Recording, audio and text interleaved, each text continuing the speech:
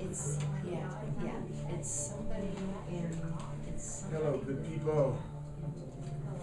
Hello, good people. You ready to explore this doggone way of mastery? Yeah. I'm going to be on a section tonight in the way of mastery called Look with Innocence on What You Value. Look with Innocence on What You Value is on page 109 in the way of mastery. Look with innocence on what you value.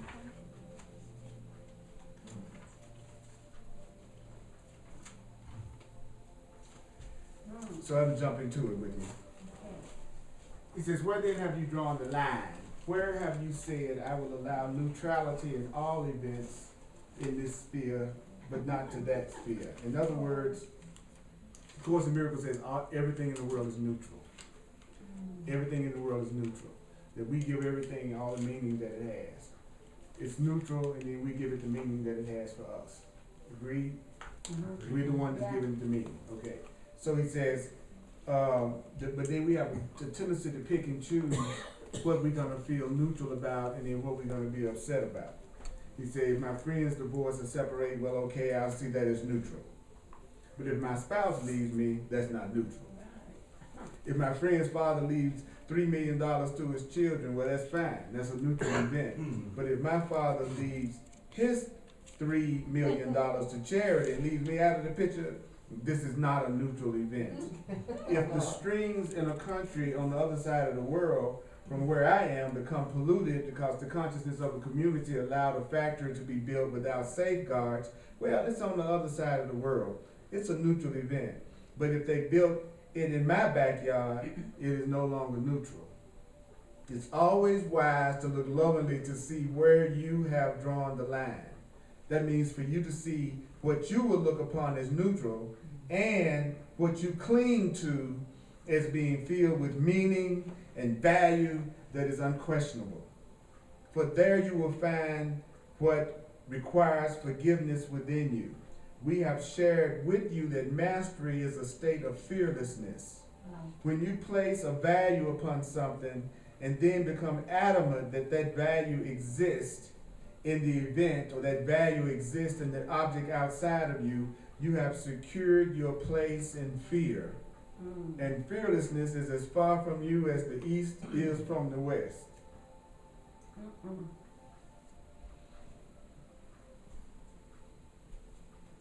Look well then to see where you have placed a value.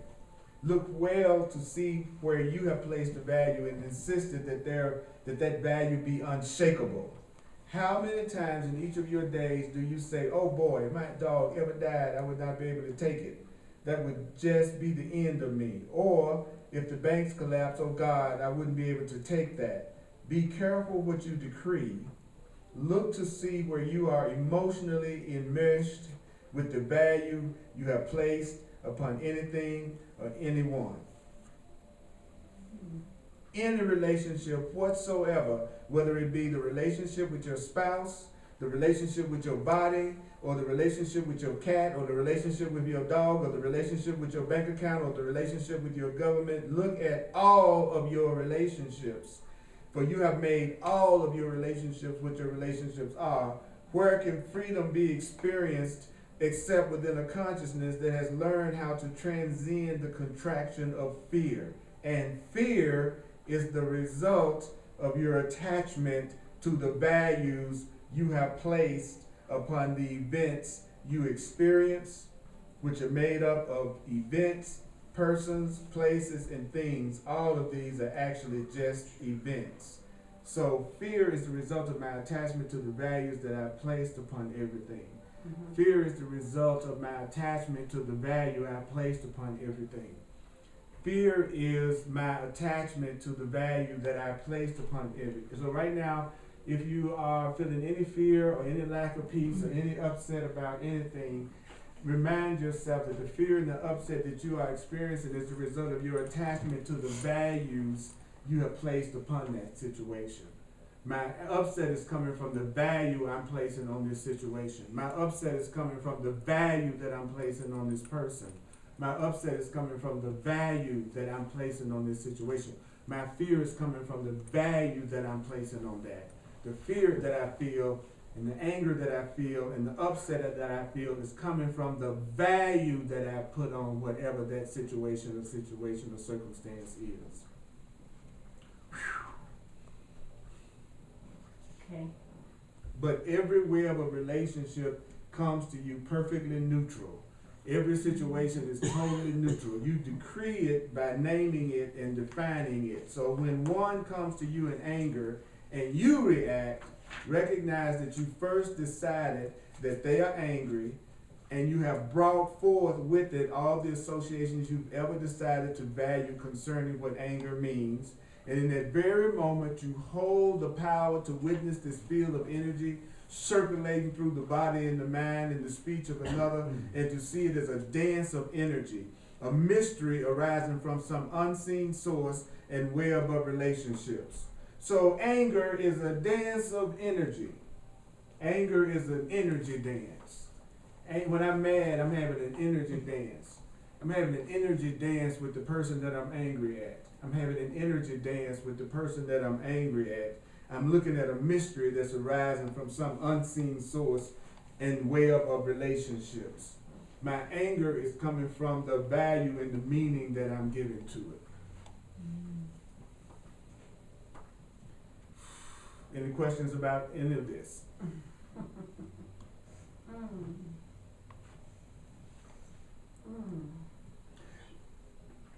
You could look upon it with curiosity and with wonder if you defined it differently. This is true for all things that arise. Even the great diseases that seem to threaten the life of your body could be looked at with complete neutrality. So you told me that I had a diagnosis of some fatal disease. At some point in my spiritual development, I will look at that with complete neutrality. It will not upset me at all, because I know what I am cannot die. So I'll be able to look at anything that happened in complete neutrality. That's deep stuff. Yeah, it is. You know, when you get to the point, he says, but if you define them in a specific way, you will call to yourself the fear of that event, which comes with all of the associations you've learned from the world and from your own experiences. So when you define, and when I define an event, then I call to myself the fear of that event. If I say I'm looking for a hurricane to come through here, then I'm going to also feel the fear that comes with that event. If I'm fearing a lightning storm, then if I'm focusing on a lightning storm, then I will give myself all the fear that comes with that event. So he's saying the minute that you name something, you give yourself the experience that comes with that name. If I say what's going on right now is not for my own best interest, then I give myself all the feelings of it not being for my own best interest, and I feel all upset and I feel all hurt. But if I say it's for my own best interest, then I'm going to give myself all the feelings of that event or that definition too. So it's a neutral event, but I'm the one that's going to give it all of the feeling that it has for me based on how I associate my feelings with that word that I'm describing it as being. If I say you are ugly to me, then I give myself all the feelings we're calling you ugly. So every time I define something, I have to go through the feelings that go with the definition. As soon as you define something, you have to have the feeling that I'm broke. You have to deal with the feeling that goes with I'm broke. I'm not good enough. I have to deal with the feelings that go with thinking I'm not good enough. But if I think I'm the incredible, unlimited, holy child of God, if I think I'm unlimited love, if I think I'm also something that's beautiful and free, then I also draw to myself all the feelings that go with that definition and that event. So that means my feelings are coming from the definitions I'm giving things. My feelings are the definitions I'm giving everything. My feelings are the definitions that I'm giving everything. My feeling is the definition that I'm giving this. I can't hear that too much. I don't care how much I hear that, it's never enough. Because I still find myself upsetting myself from time to time, which means I still don't get it yet. That thing out there isn't upsetting me, I'm upsetting myself. I still upset myself from time to time. And still I'm tempted to blame something going on outside of myself for the upset that I'm going through. I still do that sometimes. Do you still do that sometimes? Okay. All right. All right. So the message of this lesson is simple, but it's very important. It builds on all that we have shared previously with you. You are a creator. You can't help but create. You are a creator and you can't help it. You always creating something and you can't help it. You're always creating something. You're always creating something. You are a creator and you're always creating.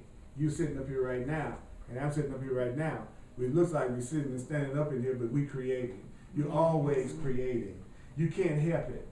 So the question then, since you're always creating, is what will you create in each moment? I'm always creating my experience, or what do you want to create in this moment? What do you want to create in this moment? The Course teaches that when you ask people what they want, they're much more likely to tell you what they don't want. Oh. They very much won't get into what do you want. They get into what you don't want. Well, I don't want to lose my job, and I don't want to be broke, and I don't want to get sick, and I don't want to get mugged. But that's not the same as saying what you want. What do you want to create in each instance? The Course in Miracles teaches that when you focus on what you don't want, you just project it out into your world and you meet it. I'm putting it out there, then I meet it. I'm putting it out there, then I meet it. People like wondering why they're meeting what they don't want. It's because they're focused on what they don't want. So they project it out there, and then you come up on what you don't want. So he says, well, how do you get past that? You ask yourself, what will I create in this moment? I'm in this moment right here with you right now. What do I want to create in this moment right here with you right now? I'd like to create intimacy. I'd like to create oneness. I'd like to allow love to come through me. I'd like to see us feel each other and love each other and connect with each other much deeper than we could have ever imagined tonight. So it's not just another class that I made it to and kind of enjoyed and didn't enjoy it and then I went home. I would love it to be something greater than that. And I know it's within us to choose to do that in the time that we get ready. So that's what I would like to create in this moment, is more love between us. More connection between us. Really. For beyond the great thrill of the magic of creating events or objects in the third dimensional reality are the qualities that you create, such as there's something even better than creating an event. There's something even better than creating an event. There's something even better than creating a material thing. There's something even better than creating an event. He says, actually, you could create peace, unlimitedness, you could allow forgiveness, compassion, and wisdom, and these things are really a heck of a lot more fun. We could create a party, but what good would the party be if the party didn't increase our sense of peace and being unlimited and forgiveness and compassion and wisdom? How would you like to be at a party that like that and you partying like a big dog? Oh. See, that's what I'm talking about. Yeah. That's what I'm talking about. So compassion does not exist floating about in the universe until you manifest it and cultivate it within your own consciousness. Christ consciousness cannot be said to truly exist for you. You won't feel that love consciousness for you until you create it within yourself. And the Course says to create means to extend. So when it says create, it's not talking about us making it. It's talking about us allowing it, being a means for the love to come through us, to us, or surrounding us. It's not anything we source. It's what we get out of the way of so it can go ahead and do its own thing. Then you can benefit from the side effects of it coming through you. Oh. See, that's what I'm talking about. God, come on through me. And in the meantime, I'm going to benefit from every wonderful, incredible thing you do. Amen. So a smart person isn't trying to come up with their own individual plans for happiness. They're trying to learn how to get the hell out of the way to let love in the universe do its thing through them so they can really be happy. That's how you can tell the difference between the person that's waking up and the person that's still asleep. The person that's still asleep is still believing it's their own personal mind that's going to make them happy. Trickster. The sleep person is always the one that still thinks the next fantasy that they can come up with is going to be the one that does it. The sleep person is the one that's still looking for that person that's going to fulfill them. But the awake person, the awake person is trying to get out of the way to let love do its thing in their experience, which is going to include all of that and more, but in a way that doesn't bring you into pain. So he says, if I'm sitting up in this room and I'm saying I want to connect to y'all more than I am, then I have to be willing to create it within myself. I have to be willing to extend the love myself. Not wait for you all to give it to me, but I'm going to start giving it to you and trying to allow it to come through me to you regardless of what you do back to me. Because if I'm going to ever have it in my life on a regular basis, I've got to be where it starts.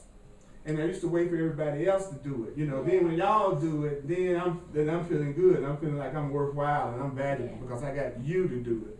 But the truth is, I just have to accept the truth for myself.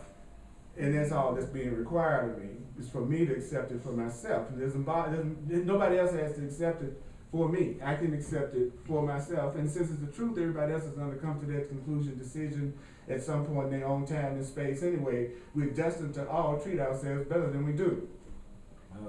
We're all destined to love ourselves more than we do. We're all destined to have more happiness than what we're giving ourselves right now. The universe loves us more than we love ourselves at this point in time. So I'm glad that there's something that cares about me more than I do, and I want to get out of the way of letting that part of me do its thing. Yeah. And so he says that the way to do that is for me to start to create it within myself. He says your union with God does not even exist for you until you decide to open to the lived experience of it. You know, love doesn't exist for you until you decide to open up to living the experience of it. So nothing exists to me until I'm open to living the experience of it. I might have wealth and abundance all over the universe, but until I decide to open up to having the lived experience of my abundance, then it doesn't exist for me for all intents and purposes, even though it's really there. So I got to open up to it.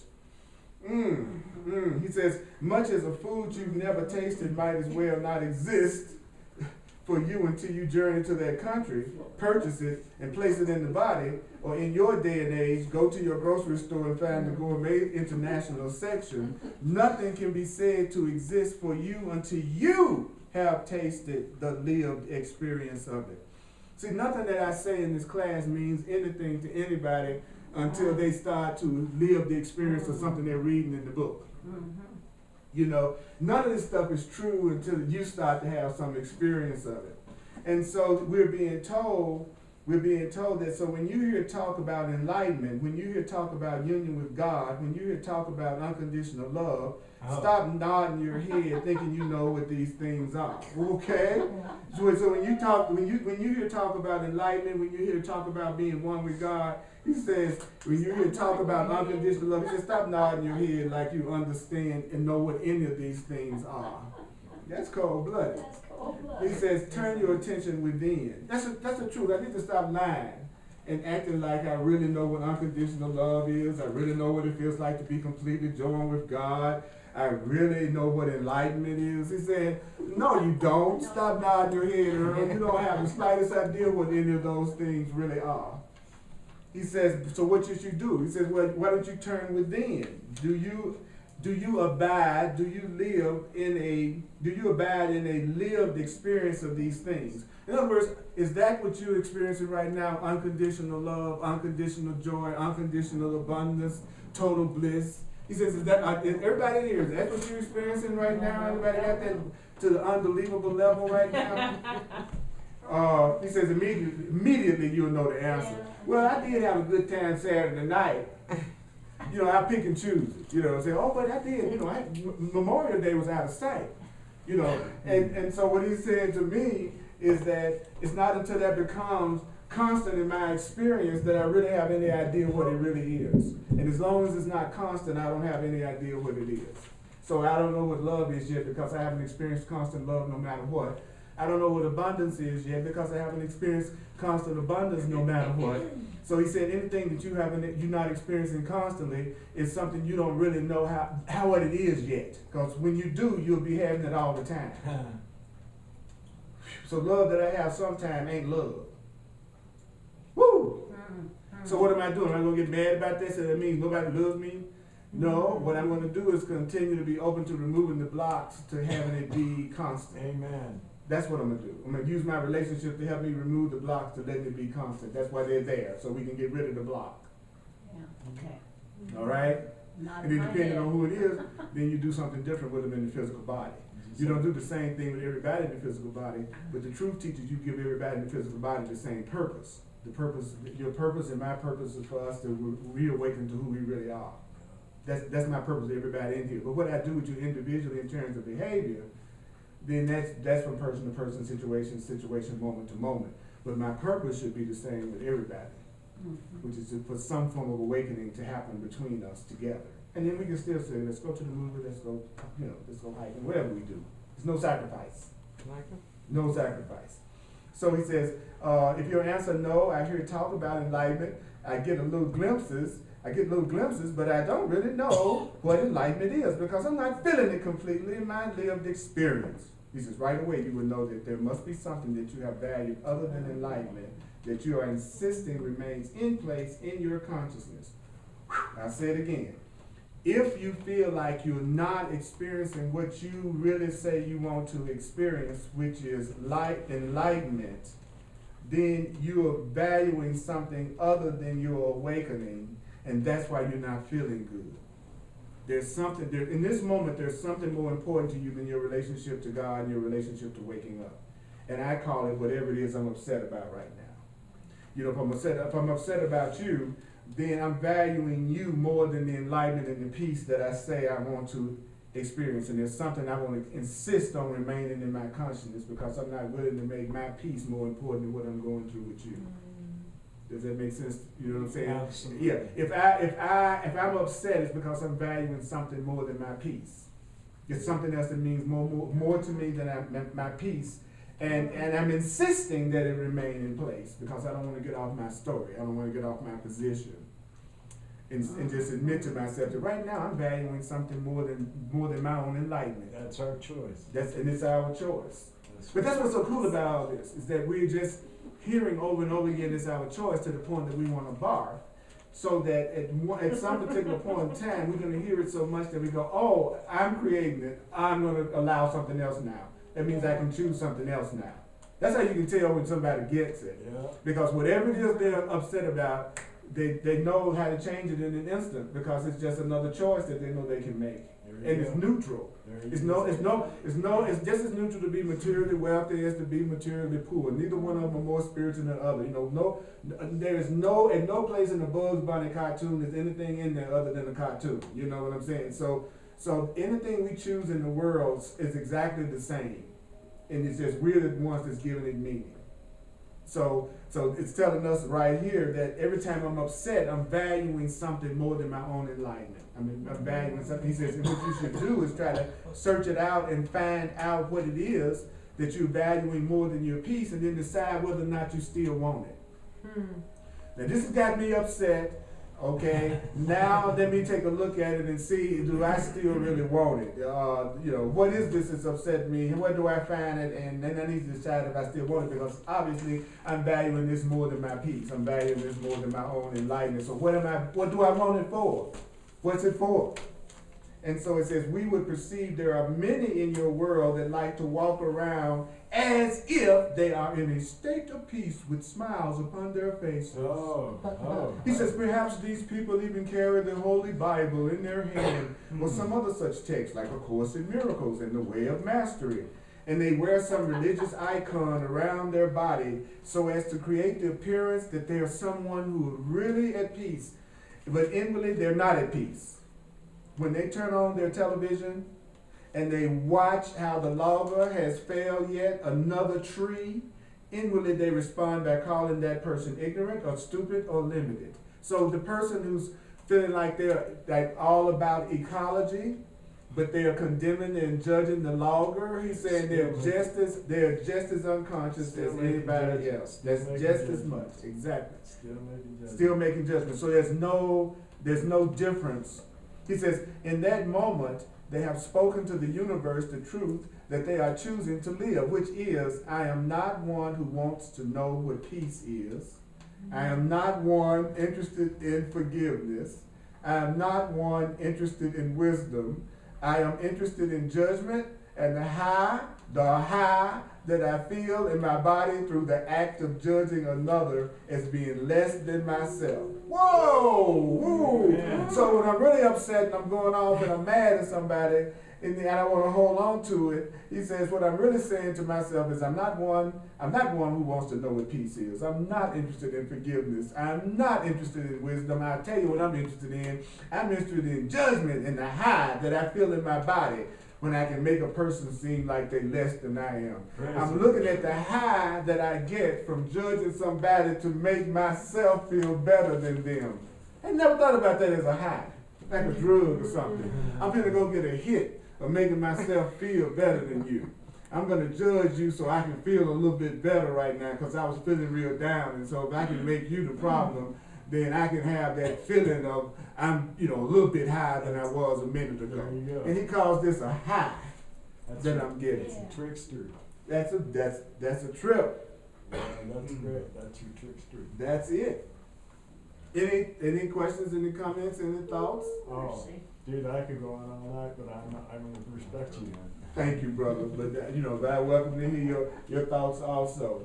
I trust that you know how much time to take. That's part of My it. sister-in-law invited me to come up. Is that right? Yeah, and I'm sorry I'm late because we had a little miscommunication. I apologize for walking in late, bro. No, brother, it's fine. I try to be on time. That's fine. That's fine. You just give me a chance to feel innocent about all the times that I what.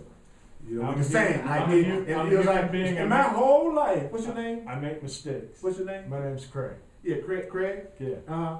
Yeah. Well, I personally never have been late. No, right. Never ever so. But I'm kind of anal about that. I try. If I tell somebody I'm going to be on time, I'm there. I get you, brother. I thank you. I'm glad you're here. Thank you. I appreciate that. I love what I'm hearing already, man. Yeah. I'm there with you. I'm already there with you. Thank you. I feel the spirit in me so strong already, man. Thank you. Thank you. I love what you're saying. Thank you. Thank you. Thank you. So, in short, it's time. Anybody not? We're gonna keep smoking down the road. Y'all okay? Let me check in with you all. Are you okay? Everybody with me? Everybody here? You okay? I'm loving it. All right, that's cool. I want to check in. All right. He said, in short, it's time to give up the pretense. It's time to give up the pretense. It's time to begin viewing yourself from the perspective of an absolute, ceaseless creator. It's time to stop pretending and admit that you are the absolute creator of your perception of everything you see in your life. That you are the absolute creator of your perception of everything you experience. I love that. I am the absolute creator of what? My perception of everything I experience. That's right. That's how you get to the point that you can change your perception of everything in your experience. So he's saying, begin looking at exactly what you are creating in each moment of your experience. Bring the quality of a childlike innocence to what you actually experience, not what you tell everybody else you are experiencing. Bring the quality of childlike innocence to what you actually experience, not what you tell everybody else you are experiencing. It is time to become honest with the effects of the ripples of the rocks or the pebbles you have dropped into the field of your awareness is a great form of play. For a creator who understands their infinite power to create, and the creator who understands that it's going on ceaselessly, that effects are being generated moment to moment to moment to moment that will indeed be making up your tomorrows, you gladly give up the energy of denial. You turn to look upon every moment in your experience that you might discern what choice that must be made to bring about the effects you're currently experiencing. So it simply means I'm going through something right now, and I ask myself, what are the choices that I must have made to bring this effect that I am experiencing right now? What were the thoughts that I must be thinking to make me feel what I'm feeling right now? What are the thoughts that I must be thinking to give me the experience that I'm experiencing currently right now? He said that's how you can tell when you're ready to give up denial and claim your absolute power, because you will want to know what are the choices that I keep making that keep giving me this same experience over and over again.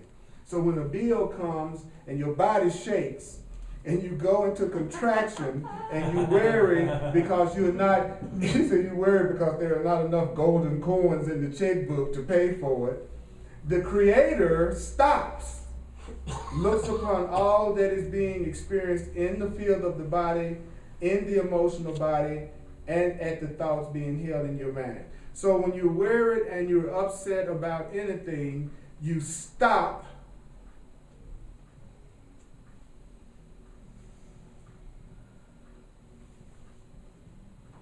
You look at everything that you're experiencing in your body. You feel everything that you're feeling in your body. Your awareness. You focus in on all the thoughts that are being held in your mind.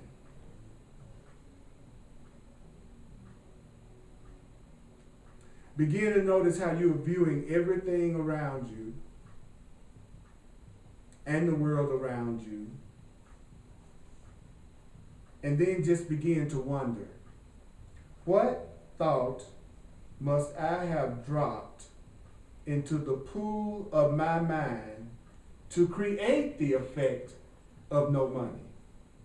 What thought must have I dropped in the pool of my mind to create the effect of an argument with my mate? What were the thoughts that I must have dropped in the pool of my mind to create the effect of me being upset with my child, on my job, in my body? He says you stop, pay attention to how you're feeling in your body, kind of look at what's around you, and then say to yourself, what am I thinking that's giving me this effect that I'm having right now? What thoughts am I dropping into my mind is giving me this effect that I'm having right now? And is that a thought I wish to drop into my mind so that I can create similar effects in my tomorrows? And is this a thought that I want to keep on thinking so that it'll keep on having an effect on me in the future? What is the thought that I'm thinking is making me feel this way? And do I still want to keep this thought so that it can keep on making me feel this way over and over and over again? What's the thought that's creating the unhappiness that I'm having right now? And do I want to keep the thought that's making me unhappy and keep on using it so I keep experiencing the effect in all my tomorrows? He says that's the question. That's what you do when you wear it and when you're upset about something, is you stop and then you pay attention to what you feel in your body, and then you ask yourself, what thought must I have dropped into my mind to give me the effect that I'm having right now? And do I want to keep that thought that's giving me this effect right now? Amen. So that it will keep on functioning over and over and over again? You notice how the way of mastery gives very specific instructions. It gives it tells you who are worried about this is what you do. You know, and it keeps doing that over and over. It says, this is how you handle it, but it's not what our ego thinks of, and so it's hard to stay conscious to hear it because it's not the answer that I made up. It's not my version of what's going on. It's not, God isn't validating what I think is making me upset. And so what's really making me upset is there's some choice of thought that I'm deciding to have in my mind right now that's giving me this experience. That's really where it's coming from. You bet. You bet. And I love the other question. Do I wish to keep it so that I can create similar effects in my tomorrows? That I want to keep this going. How do I keep it going? By keeping this way of thinking tomorrow and day after tomorrow and day after that.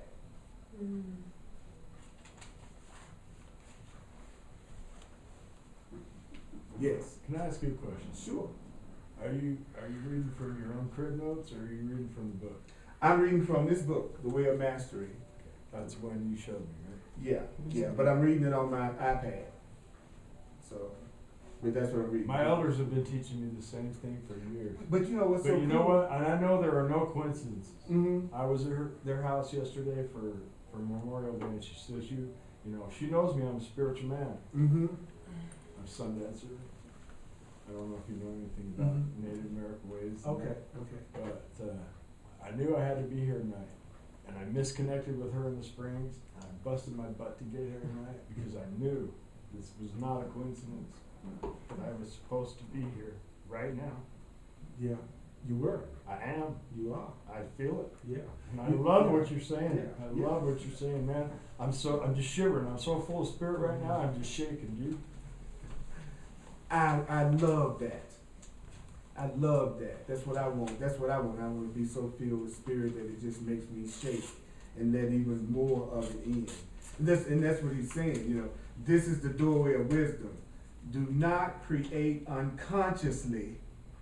Stop creating unconsciously means stop being unconscious about the fact that you are creating your experience. There you go. Stop being unconscious, Earl, about the fact that you are creating your experience. Take responsibility for that.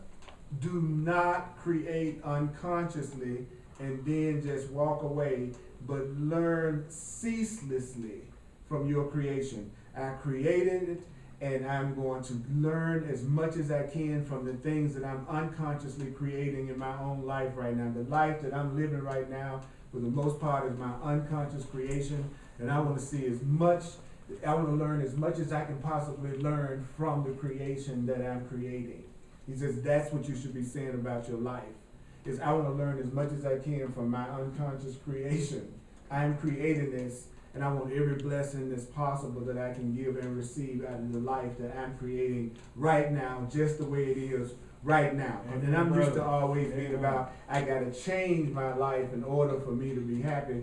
And the Course is teaching us that the way you are right now can be used as a blessing to you and everybody around you, handed over to the part of us that created us. Because it knows how to use us just the way we are without sacrificing our joy. Because he says we have such a belief in sacrifice that it's hard for us to believe that we could ever be happy without having to sacrifice. So when someone's telling you you can be happy, there's a part of the mind that's trying to find where's the trick. What it is, what is it I'm going to have to give up in order for me to have what you're talking about right now? Because we're used to a thought system that wasn't based on love. We're used to a thought system that's based on fear and lack. That's right. And so now we're moving into one that's based completely on love, where there's no need to strike those kind of bargains, because there is nothing missing and nothing lacking. We never experienced that on any kind of consistent level, so it seems like so much poppycock. It seems like it's not real. And the way you get over that hump is to assume 100% responsibility right now for what you're experiencing in your life, and then that allows you to assume the power that allows you to allow things to change, because you'll see that you're not the victim of anything that's happening to you right now. There you go. You know, so, and have a good day. Brother, I've only been here 20 minutes. I already love you, man. I'm bringing people to you. I got people going through my head right now that need to come and hear this right now. I got you a big blazing name. I'm full Earl. Brother, she's been doing nothing but talking praises about you, and I love you already, man. I just walked in the door 10 minutes ago. Oh, thank you, brother. I appreciate your correct perception. I love you. Do. I love you, I really man. do. I really do. We're looking in our own eyes. So he says, for in this way you begin the process of dissolving the creation of an unenlightened being. I love this. He says, it's time for you to start dissolving the creations that you made when you were unenlightened, and when you were acting out of fear, and when you were acting out of guilt and lack. It's time to allow yourself to have that dissolved. I love the word, dissolved from your life. I want my lack dissolved, my unhappiness dissolved, my separation dissolved, my anxiety dissolved. I never quite put it that way. You know, and so it's saying that the way that you do that, okay, how do I do that? When it says, well, the way that you do that is you say, I'm willing to learn from my own unconscious creations. And open up, you know, and what I express through my own unconsciousness, what I've created through my own unconsciousness, because I didn't know I was creating it. Let me learn everything that I need to learn from my own unconscious creation. And he says, and that will dissolve anything that you made that wasn't coming from love. Just by saying, I'm waiting for it to be used for you to wake up. I mean, this is so doable. It's not like, if you think about it, it's not like it's saying anything that we couldn't choose to do tonight if we wanted to. And that's what drives the ego part of the mind crazy. Yeah, you know, because the ego part, the way it keeps going. He's saying, no, you can't do that. No, you can't. Well, the way it keeps going is for us to always project that it's only in the future that we're going to receive what it is we think we really want and deserve. Right here, right now. So as long as we keep doing that, that perpetuates our ego, because that's got to be some part of us that lives long enough to be there to receive that future. And so he's saying to us right now that all you got to do is say, I want to learn from what I created when I didn't know I was the one that was creating my reality. I didn't know I was creating my reality when I made that marriage. I didn't know I was creating my reality when I made that decision. You know what I'm saying? I didn't know everything that was happening to me when I was growing up was coming from my own consciousness. That's a cop-out. But I did create it, but I didn't know I was creating it. And so now I want to learn from the creation that I created and my willingness to learn from whatever it was I've created in my life, he says then that dissolves the creation of the unenlightened being. And then you begin to build the creation of a Christ right now, right here in this moment. Yeah. You know, so again, it's loving us and accepting us. Love is loving us and accepting us and taking us just where we are and showing how we are can be used to free us from everything that's not loving. So that was really deep. Now the next thing is, okay, so let me make sure I'm not just reading the book and just sitting in the class for an hour and I'm tripping. Okay. The next time I'm upset, I stop, I feel everything that I'm feeling, and don't try to pretend that I don't feel it, and then ask myself what thoughts I must have been thinking to create this experience in the first place, and then ask myself, once I realize what that is, ask myself, do I want to keep thinking this thought and still keep on experiencing the effects of this thought? That's what I heard. That's what we were told. Very simple thing I could do. I'm mad at you right now. I'm upset right now. You know what? I'm not going to pretend I don't feel it. I'm going to feel every bit of the upset I'm feeling right now. I'm going to feel all the feelings I have right now. And then I'm going to ask myself, what was it that I was thinking that produced this whole situation that's making me unhappy and upsetting me right now? And do I want to keep the thoughts that keep this going in my life all the time? There you go. And then he said to us, well, what is the thought that keeps it going in your life all the time? He says the thought that you are not responsible for what's happening to you, and that anything that's happening to you is something that you're the victim of, and you're no longer seeing it as what it is. You're the creator of it. You know. Yeah, you bet you. Yeah. I don't mean to interrupt you, man. Well, it's kind of distracting a little bit. I'm sorry. No problem. I'll shut I'm up. totally and completely. I'm torn between being totally happy with your enthusiasm and at the same time being not distracted by it. So you know, it's a trip for me because I appreciate your aliveness. And I've been told sometimes you've got to put an alligator clip on Craig's lips sometimes because I get full of spirit, man. It's and all right. just, I know. and I apologize to you. I don't mean to be disrespectful to you. I don't feel at like all. that. I don't feel like you're being disrespectful. I really don't. I really don't. I really don't. So, and now everybody's clear how they're supposed to do every time, the next time that they're upset. Like if it's anything that's upset you in the last few minutes, then you're supposed to feel all your feelings about it, right? And then you're supposed to say to yourself, well, what am I thinking about what's just happened that makes me feel the way that I'm feeling right now? And do I want to keep those thoughts that's making me feel that way? Because nothing that happened out there really is determining how I'm feeling right now. See, it's like you know what I'm saying? It's like a perfect opportunity to take anything that's coming up and then apply that to it. Yeah, and in this world, that you'll never be without opportunities, you know, to see if you can practice it. If you really think about it, if you want to master not being bothered by what happens on the outer, this would be the best place that a soul would have ever chosen to be born to learn how to do that. It's real obvious what we came here to learn. We came here to learn how not to be affected by the outside world and to keep our connection to source no matter what, and then learn how to hear it and follow the guidance. So we can have peace out here. Because it's coming from within. Whew. So to do that, then we give ourselves situations that upset us from time to time so that we can see if we can stop, feel it, take responsibility for it, ask ourselves what was it we were thinking to make it happen in the first place, and do I still want to keep thinking that way to keep this effect going on over and over again in my life? Wow. So I love what you're saying, like stop, feel it, and then take responsibility. I think I stop trying to take responsibility but don't feel it, and I don't know what that's about. Well, it's part of thinking, sometimes part of trying to be positive is pretending that you don't feel the anger and the upset that you feel. So before you know it, you'll not let yourself as a truth student fully feel anything you think of as negative.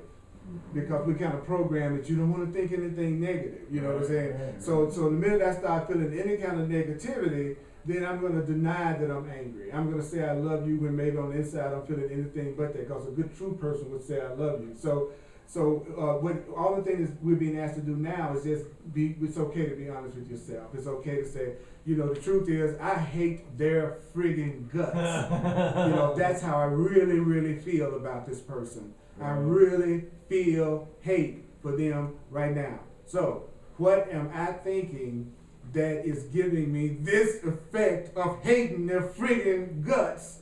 And do I want to keep the thoughts that keep me hating their friggin' butt every day? He said, that's all I want you to ask yourself. Notice he didn't say tell you to come up with an answer at all. This book said, ask that question. Notice he just said, ask that question. And then our ego wants to answer the question without ever asking the question. And he's just saying, I want you to ask the question, what is it that I'm telling myself that's making me hate him?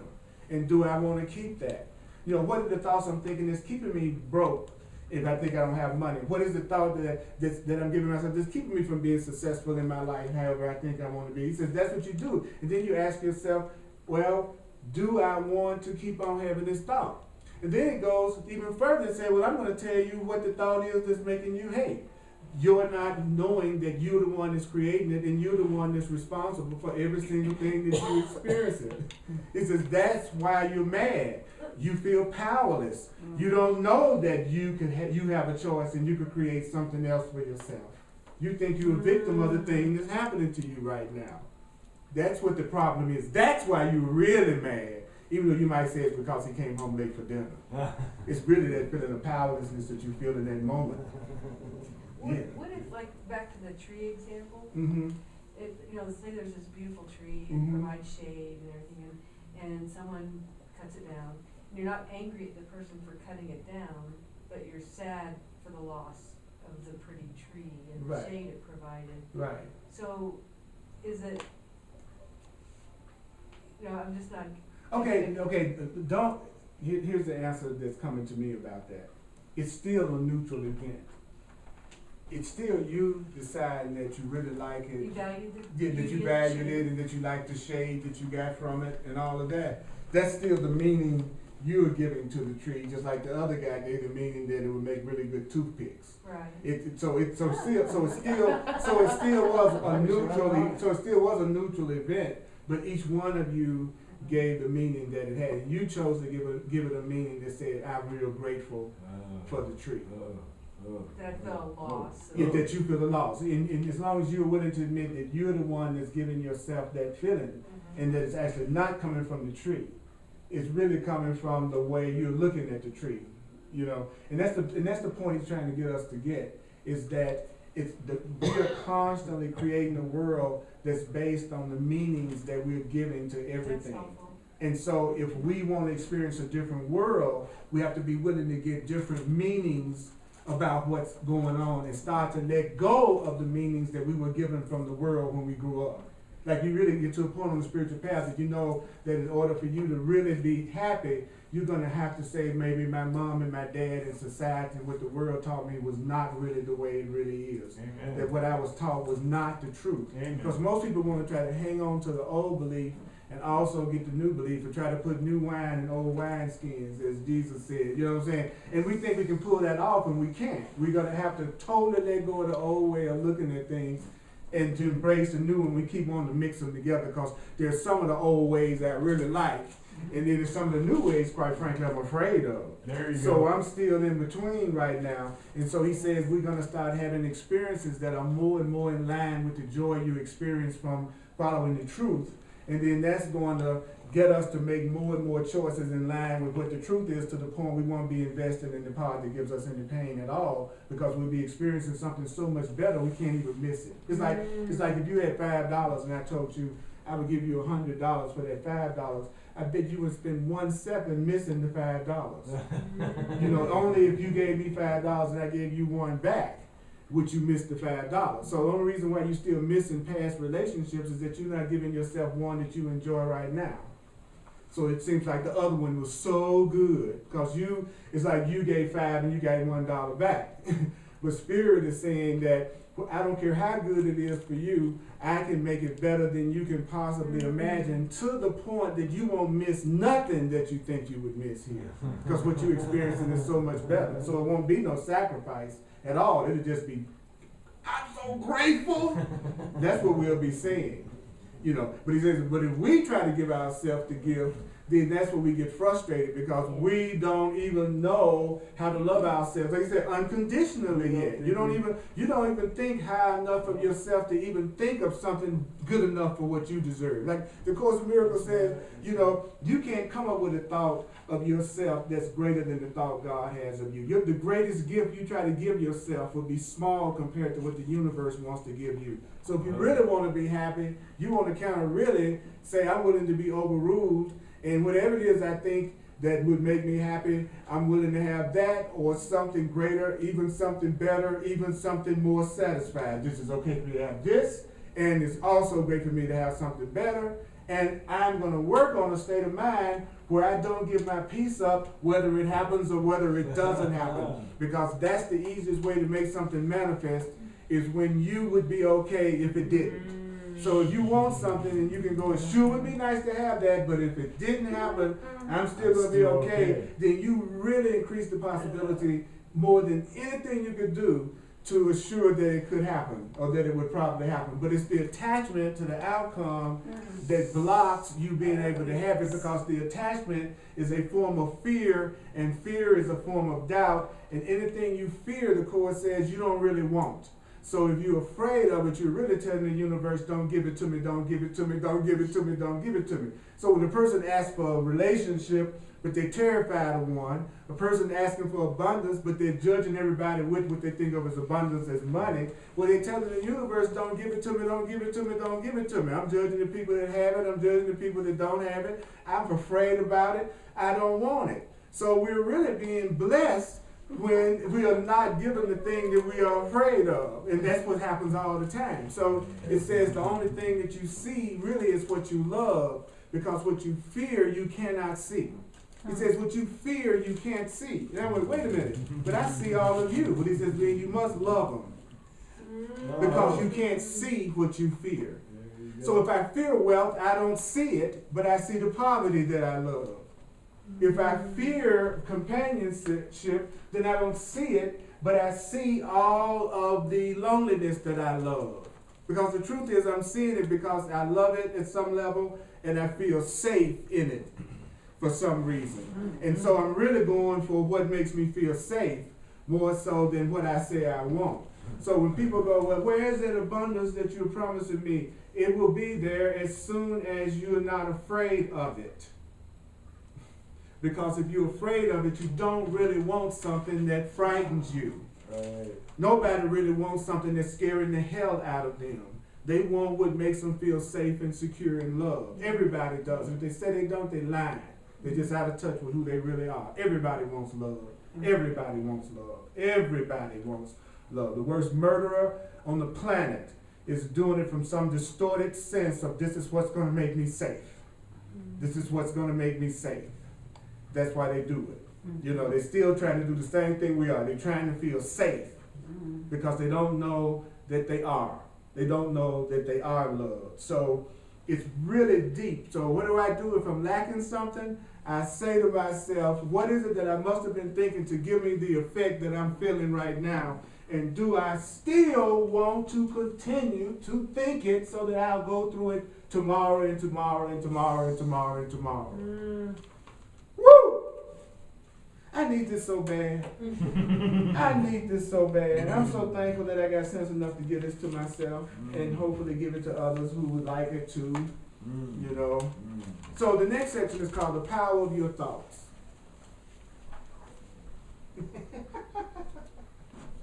Sometimes I feel like I don't have one shot. I better make it good. I love your presentation too, man. I tell you, brother. You're the right man to be doing it. I'm telling you, I can feel it from here. Can you feel it? Oh, absolutely. Absolutely. Good.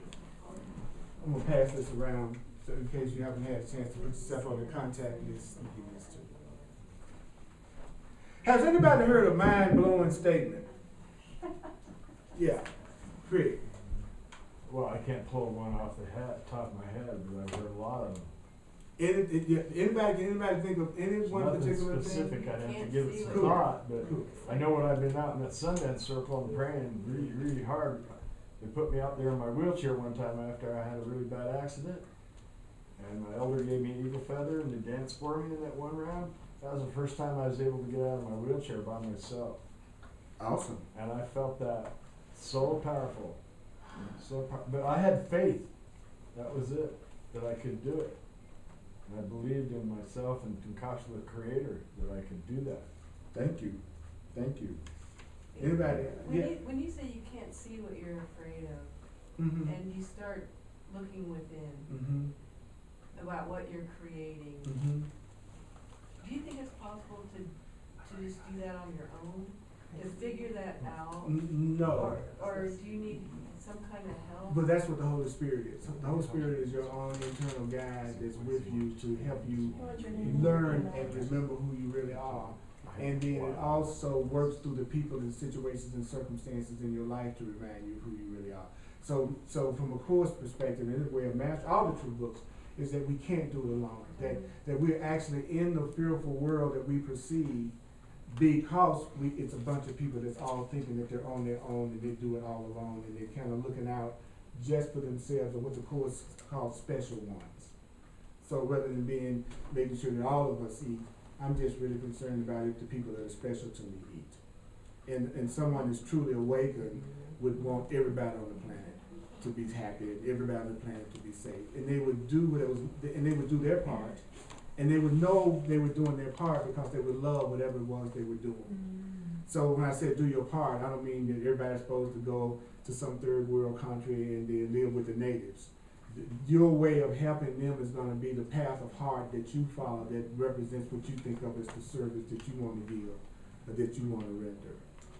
That's all. See, the truth is easier and more loving than what we think of. That's what I like about it. I'm always ready for it to be more difficult than the answer that I get.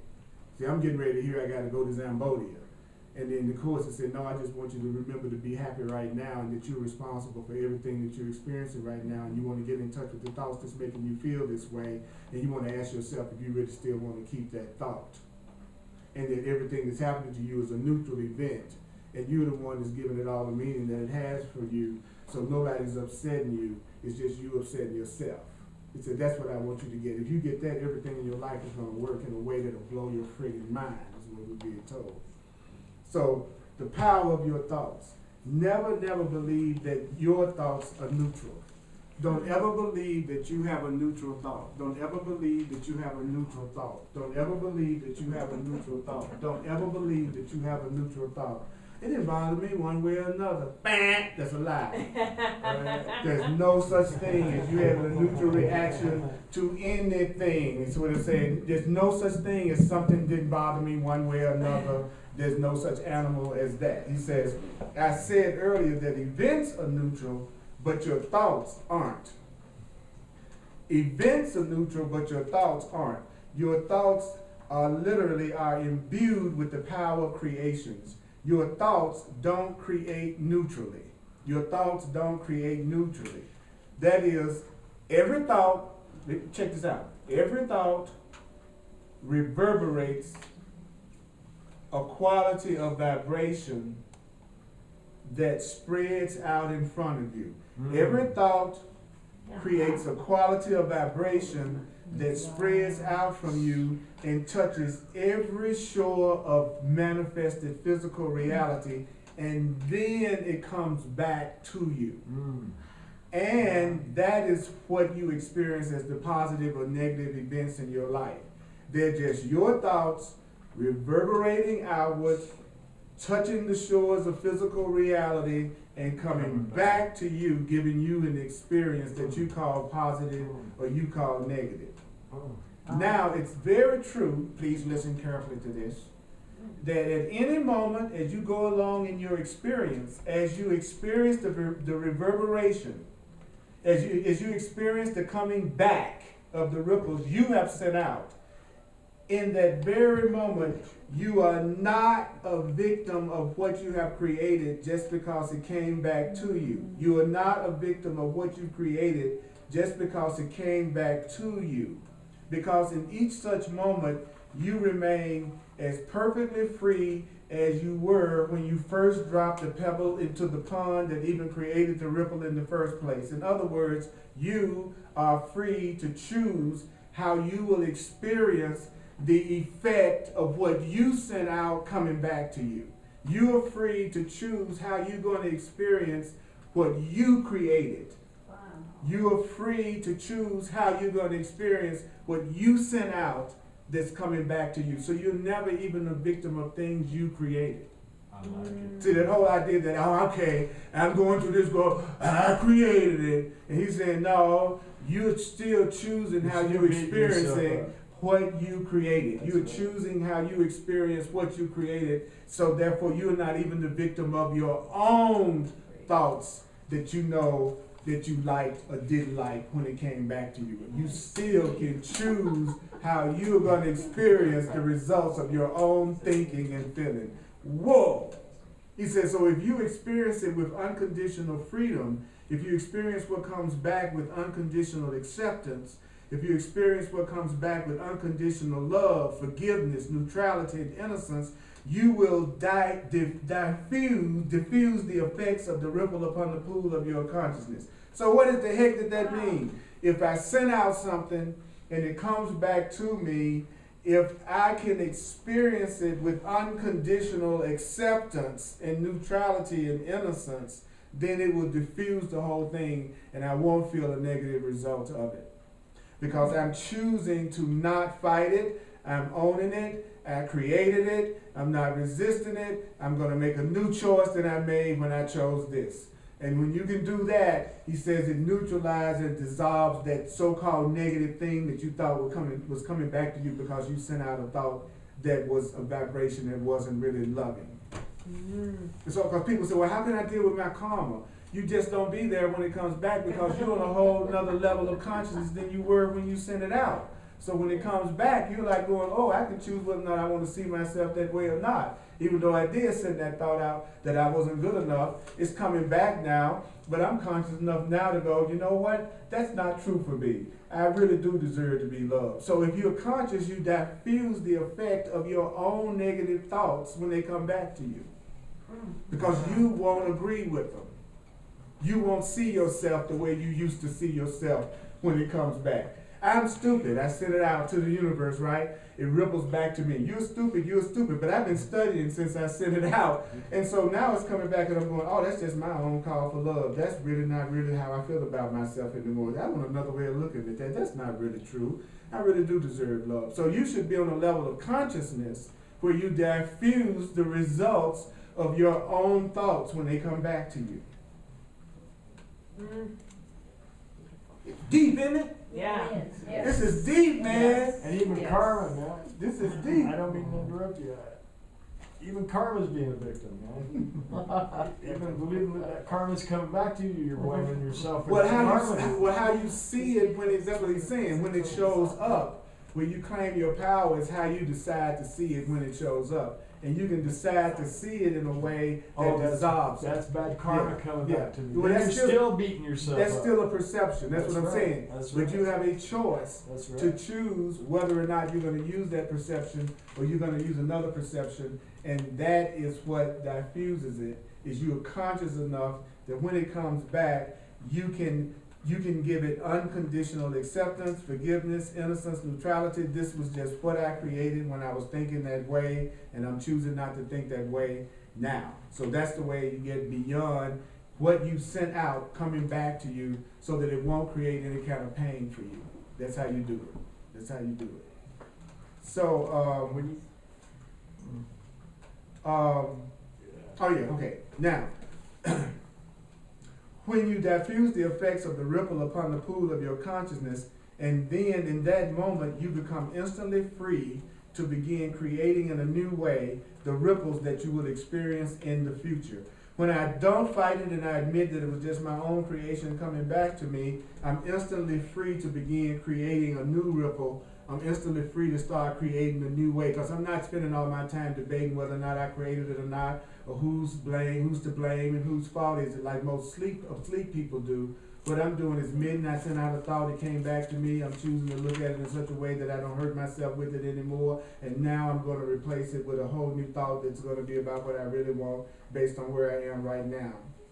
See that? Well, most people are doing just the opposite. They arguing about did they create it, who created it, who's to blame, whose fault is it, and they're over there wrestling with that stuff. You're going, I know who created it, it came from me.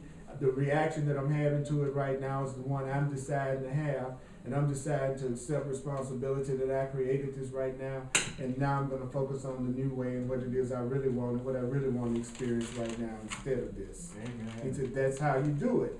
He says, and then that moment you're free, he says, and that's why you're never a victim of anyone's creation, especially your own. You're not a victim of your own creation, and you're not a victim of anybody else's creation. It is not that life is so complex that you've created all these momentums, and now you're stuck with them. In any moment that you get it, in any moment that you get it, in any moment that you get it, you can stop reacting as if you were a victim. In a moment you get it, not when your mama get it, Earl, not when your brother get it, Earl, not when your sister, your friends, the people on TV. It's not when they get it now. When I get it, I'll stop reacting as if I'm a victim. He says, and I merely look at the ripples that are coming back to me and that I sent out from myself, and I'll say when something comes back to me that I created, it comes back to me. This is what I say.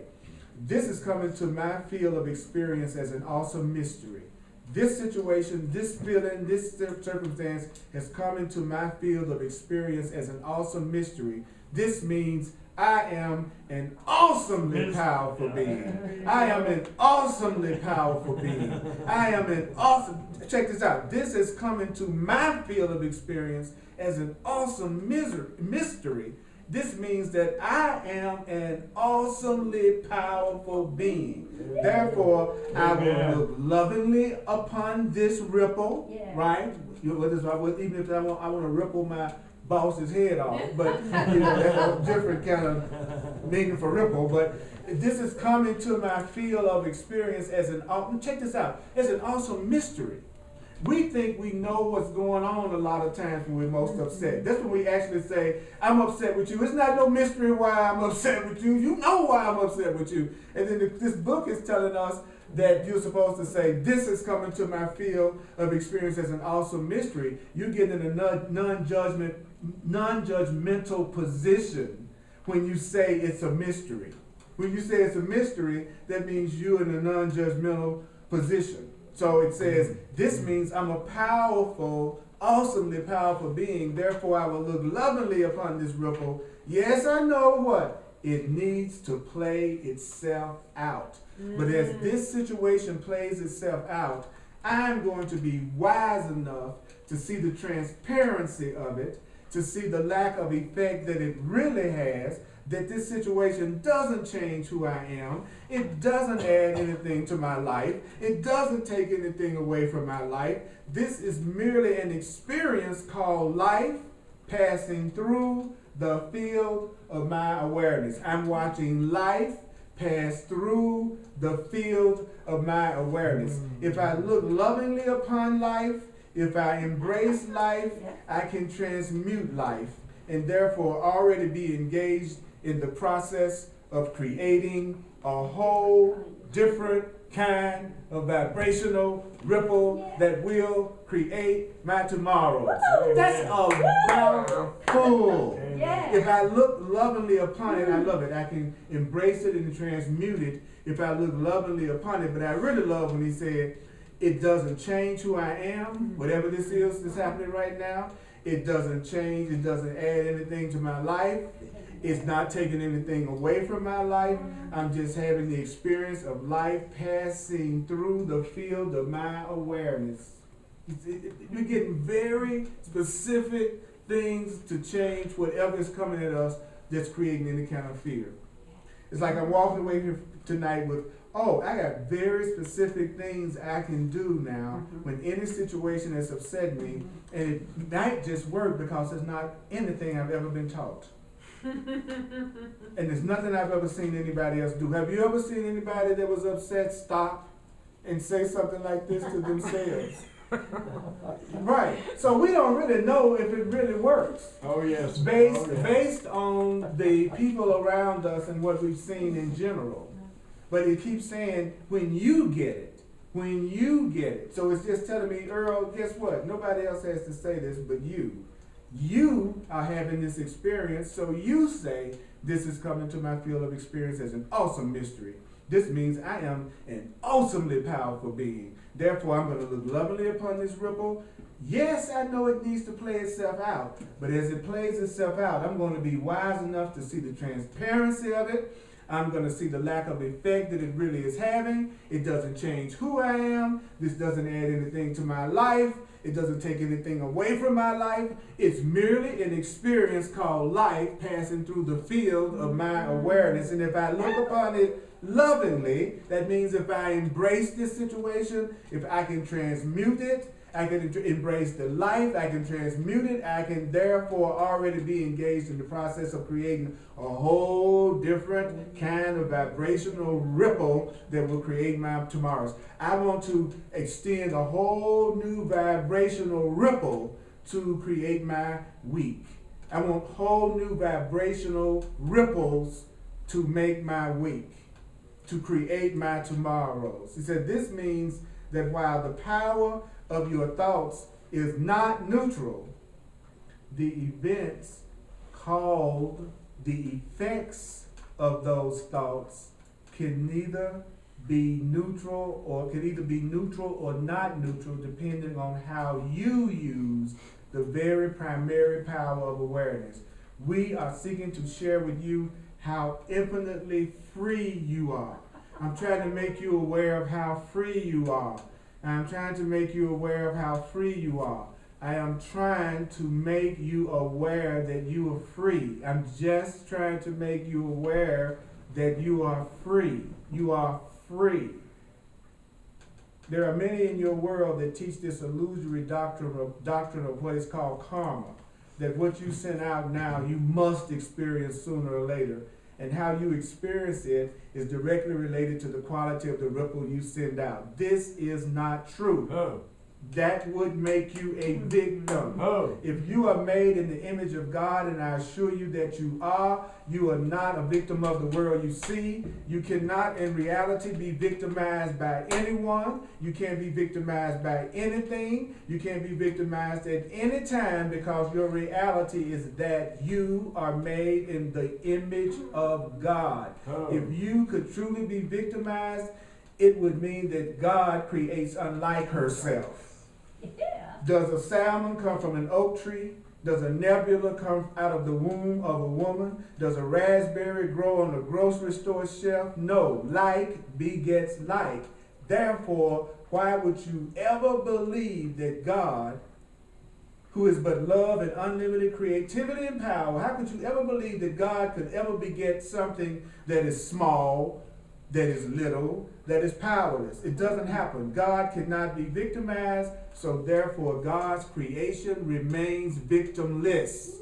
Oh. We are victimless because our Creator can't be victimized. Oh. All events remain neutral, and all that the environmentalist and the logger are doing is using the power of consciousness to momentarily create the belief that they are this and not that. They place a value on their own choosing. They place a value of their own choosing upon an event of energy that they call a tree. A tree is an energy event. And by what value they placed upon the tree, they call the quality of experience they will have into their field of awareness. That's all that's happening. The energy that makes up the tree is eternal forever. The energy that makes up the tree is eternal forever. It may change form, but life remains. There's no such thing as an extinction of life. There's an extinction of the form that it looked like it took. Oh. But life, there's never been anything that's ever been destroyed. Not one dinosaur, anything. It was all energy, and it's still energy, and we're energy. Oh. That's the truth about us. Mm. Deep. So you can change form, but you will never die. Oh. Therefore, don't lament the passing away of a species, but trust the grand intelligence that gave rise to the species in the first place. For that grand intelligence is still busy creating even greater universes. That's why loss doesn't exist. Woo! Yeah. Woo! Yeah. Woo! I'm gonna stop right here for the sake of all of us. Because that was hardcore. Yeah. But that's what this class is for. This class is for hardcore. We're going to do the financial expression of appreciation right now, Holy Spirits. Thank you for sharing with me in this class. And all that you give is given to yourself. All that I give is given to myself. Those of you who are watching on the internet, if you'd like to make a financial expression of appreciation, you can do it at earlpurdy.com. earlpurdy.com. Thank you for those who have already been very generous. And also go to my website. I'm available for one-on-one sessions, personal counseling sessions called Clarity Sessions, and it's explained on my website. And also available for coaching and mentoring with the course. I am so glad I heard this tonight. Yeah. I'm so thankful for what you had to say tonight. Thank you, brother. I don't mean to dominate this or anything, but I gotta tell you what I'm feeling. I got to. I just have to. I go to a Hopi elder, man, and you've said 5 words to me that he's been saying to me for 30 years. What's that? Correct that. Non-judgmental, unconditional love, forgiveness, and respect. And then those are the values that we need to have in our heart. And the other word that you've used that I hear him say all the time, and I believe him, and I'm going to bring his butt here one of these days, and you guys are going to get to meet each other, and you're going to be tight. I already know it. Is awareness. Is awareness. Awareness. Which is cool. Now, what I want to do tonight is I want to take a minute for us to do the unthinkable, which is we're going to do a meditation. We're going to take a moment to really just center and be in. And then I'm going to take one of the prayers that he was sharing, and I'm just going to say it so that we can use this time to actually do it. In other words, I would like for you to think of one situation that you know that you're giving yourself less than peace about that seems to be coming towards you in your life right now. Something that right now you know that this is an event that you're willing to admit that you created, even if you created it unconsciously. And you want to change it, you want to diffuse it, you want to keep it from being something that brings you any kind of pain, any kind of fear.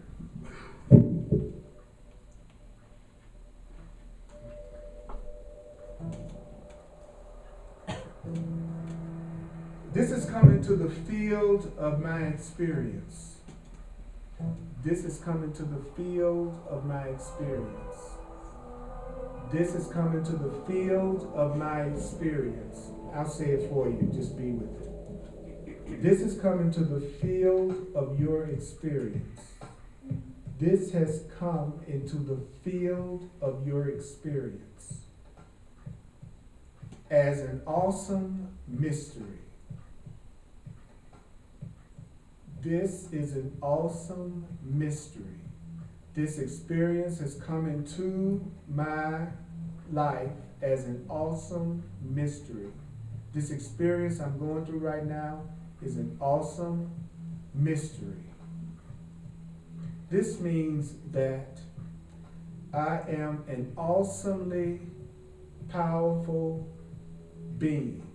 You are an awesomely powerful being. You are an awesomely powerful being. You are an awesomely powerful being. You are an awesomely powerful being. You are an awesomely powerful being. You are an awesomely powerful being. Therefore, you will look lovingly upon this ripple. This experience is a ripple. You will look lovingly on this ripple.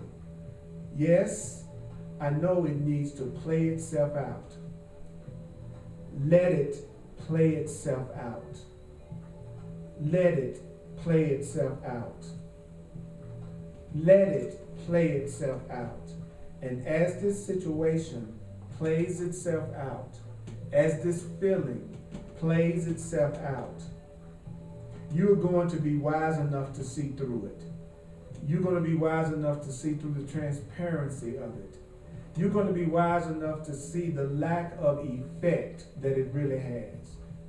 Be wise enough right now to become aware of the lack of effect that this thing really has on you. What do I mean by that? Tell yourself, this doesn't change who I am. You don't have to say it out loud. You just at some point tell yourself, this doesn't change who I am. I am spirit. I am free. I am an awesomely powerful being. This situation, this circumstance does not change who I am. It doesn't add anything to my life. It doesn't add anything to my life. It doesn't take anything away from it. It doesn't add anything to it. It doesn't take anything away from my life. This does not add anything to my life. This is not taking anything away from my life. This is an experience called life. This is an experience called life. This is an experience called life. This is an experience called life, passing through the field of my awareness.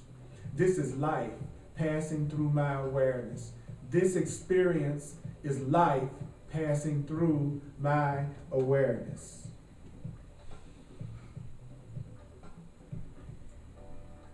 If I look lovingly upon it, if I embrace it, if you can transmute this. You can transmute this. You can already be engaged in the process of creating a whole different kind of vibrational ripple that will cause your tomorrows.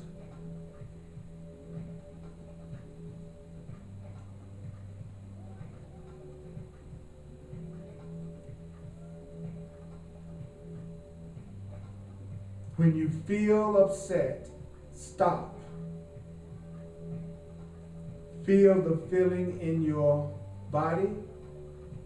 Feel the feeling in your emotions. Don't pretend you don't feel it. Remember, you're not a victim of it. And ask yourself, what is it? What choice did I make that gave me this experience? What choice was I making that gave me this effect, that gave me this experience? What were the choices I made that gave me this experience? And do I want to keep choosing this thought and continue to have the effects of this thought over and over and over? You are an absolutely powerful being. You are an absolutely powerful being. You are an absolutely awesome being. You are an absolutely awesome being. You are an absolutely awesome being. You are an absolutely awesome being. You are an absolutely awesome being. You are a very powerful being. You are a very powerful being. You are a very powerful being. You are a very powerful being. You are a very awesome being. You are an extremely awesome being. You are an extremely awesome being. You are a creator. You are a powerful creator. You are a powerful creator, but you did not create yourself. You did not create yourself. You did not create yourself. You are a powerful, awesome being.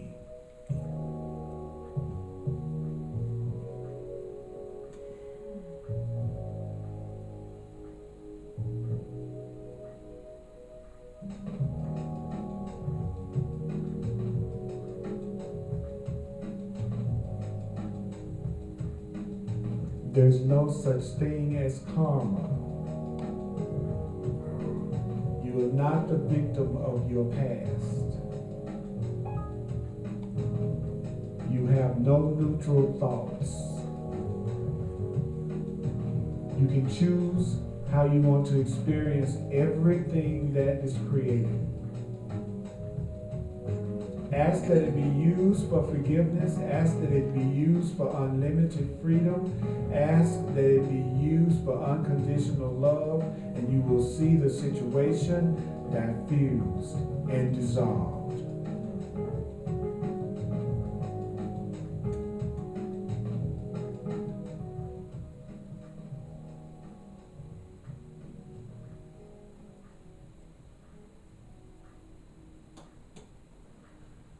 May the way of mastery be with you. Appreciate y'all. Thanks for coming out and helping me remember. And let's remember together tonight. That was my core. I want to acknowledge y'all. We stayed awake. It was an amazing thing. Are you through?